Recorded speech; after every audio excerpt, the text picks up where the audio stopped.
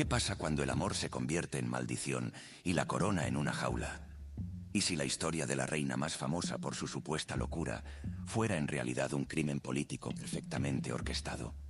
Juana de Castilla fue princesa, reina, madre, viuda, prisionera y mito. Pero nunca tuvo el poder que le correspondía. La encerraron durante 46 años. La despojaron de su voz. Le quitaron a sus hijos, su trono y su historia. Y todo por una palabra: locura. Pero ¿estaba realmente loca? ¿O era simplemente una mujer que no aceptó las reglas de un mundo construido para dominarla? Hoy vamos a viajar por los laberintos del poder, los susurros de las cortes y los suspiros de una mujer que amó más allá del límite. Esta es la verdadera historia de Juana I de Castilla. Y no estaba loca.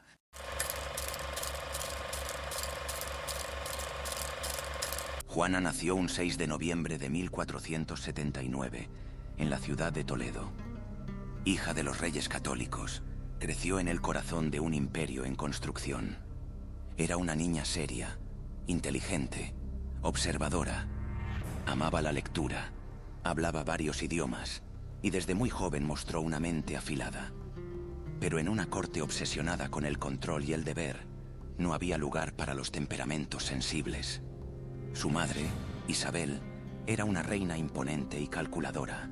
Su padre, Fernando, un estratega frío. Ambos veían a sus hijos como piezas en un tablero geopolítico. Juana era una ficha secundaria, no la heredera, no la promesa, la que se enviaría lejos para sellar alianzas. Desde pequeña fue sometida a un entrenamiento brutal. Profesores que vigilaban sus emociones, ayunos obligatorios, silencio como virtud. Cualquier muestra de afecto o rebeldía era señal de debilidad espiritual. Pero lo que no pudieron apagar fue su pasión. Un volcán bajo la superficie.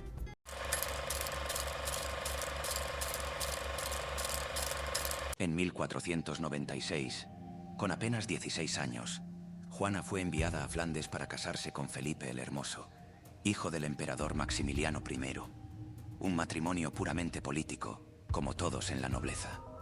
Nadie esperaba que se enamoraran. Y sin embargo, ocurrió. Cuando Juana vio a Felipe por primera vez, según las crónicas, quedó hechizada.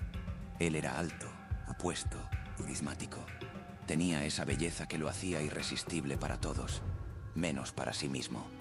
Y Felipe, al verla a ella, bien se encendió. Se casaron el mismo día que se conocieron. Esa primera noche no fue solo una unión política. Fue el inicio de una relación de amor, deseo y desequilibrio. Juana se entregó por completo. Lo amó con una intensidad que hoy llamaríamos romántica, pero que en su época era peligrosa. Pero Felipe no era fiel. Tenía amantes, amantes públicas. Y Juana no se lo callaba. Lo enfrentaba en público, perseguía a las mujeres, gritaba, lloraba. Lo amaba tanto que se estaba perdiendo. Y él, en lugar de contenerla, la usaba. Cada rabia de Juana se convertía en argumento para poner en duda su estabilidad. Porque un marido infiel podía ser perdonado, pero una reina celosa era una amenaza.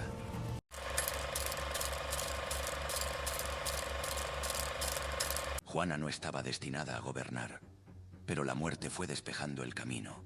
Su hermano Juan murió sin descendencia, su hermana Isabel también, y el hijo de esta última, Miguel, murió a los 2 años. Juana se convirtió de pronto en heredera de Castilla y Aragón. Felipe olió el poder, y con él la oportunidad de reinar. Comenzó a alejar a Juana de sus asesores, a manipular su imagen en las cortes. Decía que ella era emocionalmente inestable, que sufría episodios de locura. Y aunque las cartas privadas de Juana muestran lucidez y razonamiento, los rumores empezaron a crecer. En 1506, cuando Juana y Felipe llegaron a Castilla para reclamar la corona, la guerra psicológica ya estaba en marcha. Fernando, su padre, desconfiaba de Felipe. Y Felipe, a su vez, no quería compartir el poder con Juana ni con su suegro. Fue entonces cuando ocurrió lo impensado. Felipe, en el punto más alto de su ambición, murió repentinamente. Un vaso de agua fría tras jugar a la pelota. Una fiebre fulminante.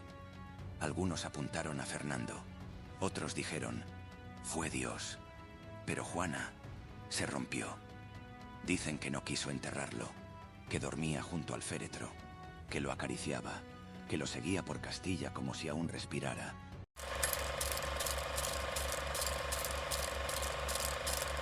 Lo que siguió fue un espectáculo macabro, una mezcla de devoción, locura y duelo paralizante.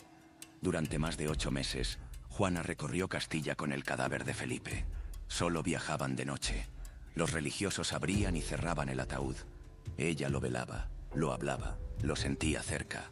La leyenda dice que una noche se negó a entrar en un convento porque allí había monjas y temía que alguna se enamorara del cadáver de su esposo.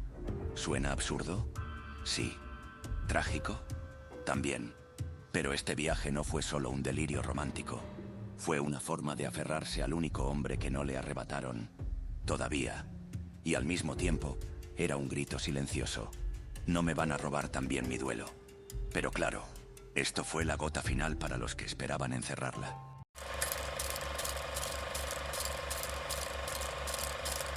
Tordesillas. No era una prisión oficial, pero sí una prisión perfecta. Un convento con aspecto de palacio, donde los muros eran gruesos y las ventanas estrechas, donde el tiempo no pasaba, o pasaba demasiado. Juana fue encerrada allí por orden de su propio padre en 1509, y desde entonces su mundo se redujo a lo mínimo. Al principio, todavía hablaba con claridad. Escribía cartas donde se quejaba de los malos tratos, de los castigos, del frío, de la humedad. Decía que no entendía por qué la trataban así. Pedía justicia, suplicaba ver a sus hijos, pero nadie respondía. Con los años, las cartas dejaron de salir, y Juana empezó a hablar con el silencio. Pasaba horas sentada frente a la nada, o caminando en círculos. A veces rezaba, a veces gritaba, a veces no hablaba en días. Su única compañía verdadera fue su hija menor, Catalina, que vivió con ella hasta los 13 años. Catalina fue su consuelo, su espejo. Jugaban, cosían, oraban juntas. Pero una mañana, sin explicación, también se la llevaron.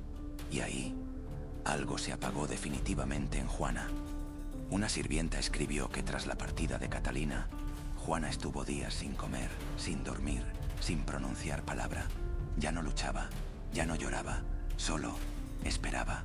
Y el tiempo, ese verdugo lento, siguió pasando. Décadas enteras, reinos que caían, hijos que envejecían, nietos que nacían. Y Juana, aún allí, viva, olvidada, sola.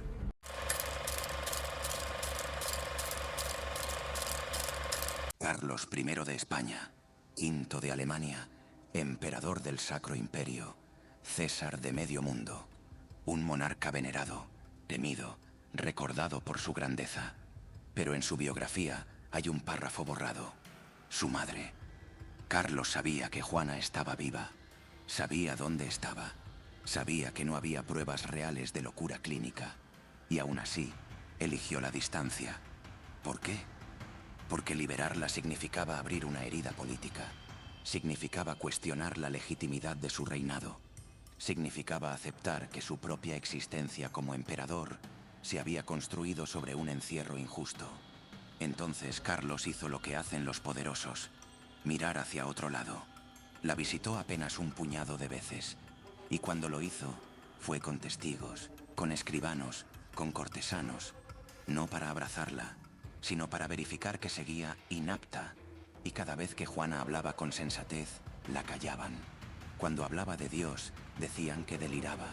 Cuando hablaba de política, decían que era confusión. Cuando pedía ver a sus nietos, decían que eran caprichos. Así se construyó el mito. No con mentiras, sino con omisiones. No con cadenas, sino con silencio. Carlos permitió que su madre muriera como prisionera, no por crueldad, sino por conveniencia. Porque el poder no tiene madre, solo tiene trono. Nos contaron que estaba loca, y esa fue la excusa perfecta para silenciarla. Pero ahora, siglos después, su eco resuena, no como grito histérico, sino como memoria profunda. Juana fue encerrada por ser mujer, por ser intensa, por atreverse a sentir, a amar, a decir que no. En una época donde las emociones eran un lujo reservado a los hombres. ¿Cuántas otras Juana ha habido en la historia?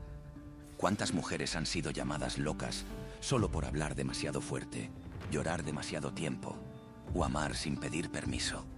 Hoy la llamamos la loca, pero quizás ese apodo sea el mayor error de todos, porque no fue su mente la que falló, fue el mundo el que no supo verla. Si esta historia te tocó, mente curiosa, compártela, porque cada vez que recordamos a Juana, le quitamos un ladrillo a su jaula y le devolvemos algo de la dignidad que siglos de historia quisieron borrar.